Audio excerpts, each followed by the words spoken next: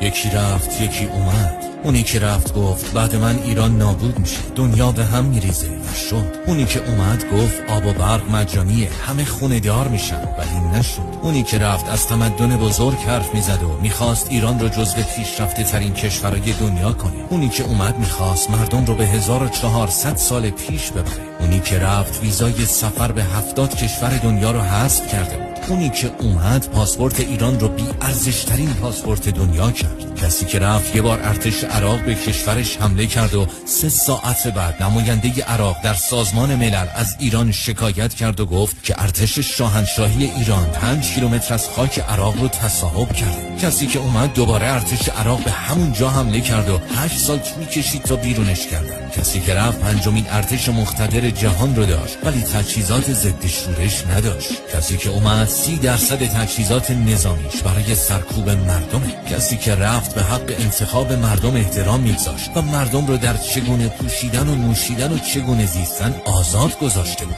کسی که اومد حق انتخاب رو از مردم گرفت و برای چگونه پوشیدن و نوشیدن و غیره قانون وضع کرد. کسی که رفت مدرسه و دانشگاهش مجانی بود. کسی که اومد همه رو پولی کرد. کسی که رفت همه شادی ها و اعتبار ما رو با خودش برد و کسی که اومد جز رنج و گرفتاری و غم چیزی برامون نذاشت. خلاصه کسی که رفت عاشق ایران و ایرانی بود و کسی که اومد عاشق فلسطین و لبنان و عراق. اگه ویدیو رو دوست داشتی لایک کن و به عشق اونی که رفت فالو کن تا هر روز یه تیکه از تاریخ ایران رو ببینی.